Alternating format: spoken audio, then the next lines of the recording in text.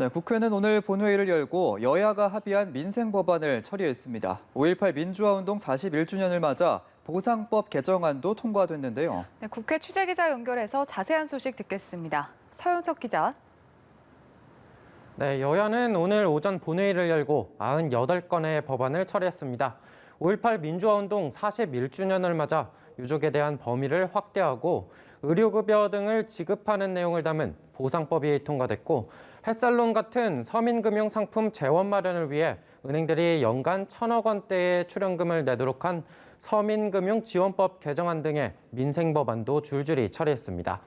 이 밖에 가사근로자에게 4대 보험과 연차휴가, 퇴직금 등을 보장하는 가사근로자 고용개선법이 통과돼 68년 만에 가사노동이 정상화됐고, 어린이집 학대가 의심되는 부모도 CCTV 원본을 볼 수 있는 영유아 보육법도 빛을 보게 됐습니다.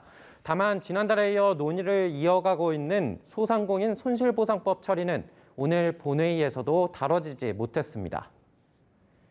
네, 다음 주에는 김호수 검찰총장 후보자에 대한 청문회가 예정돼 있습니다. 벌써부터 여야의 기싸움이 만만치 않다고요.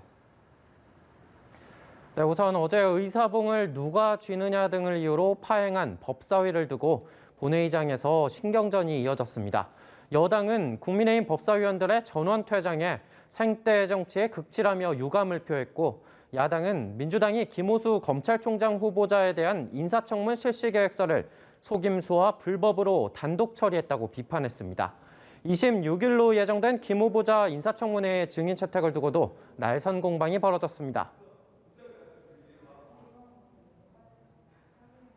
검찰총장의 자질과 역량을 검증하는데 아무런 상관이 없는 사람들입니다.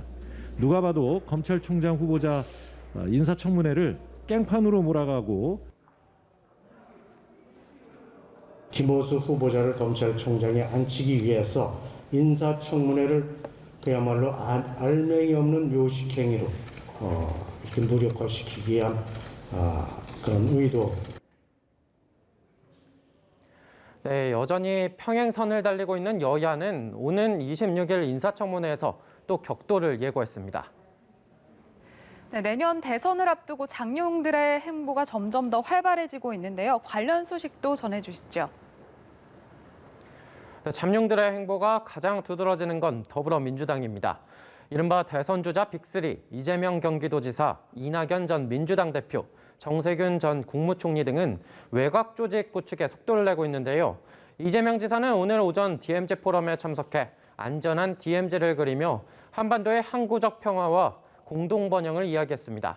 이낙연 전 대표는 조금 전 대선 조직인 강원 지역 신복지 포럼 출범식에 참석했는데, 내일은 충남, 모레는 경기로 세를 확장합니다. 한편 정세균 전 총리는 한명숙 전 국무총리를 비공개로 만나 검찰개혁에 대한 의견을 주고받았습니다. 야권에서는 윤석열 전 검찰총장의 행보가 주목받고 있습니다. 윤 전 총장이 5.18 메시지로 침묵을 깬 데 이어 오늘은 공정과 상식, 회복을 위한 국민연합이라는 전문가 지지 모임이 출범했습니다.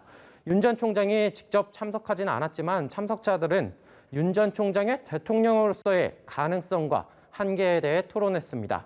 지금까지 국회에서 전해드렸습니다.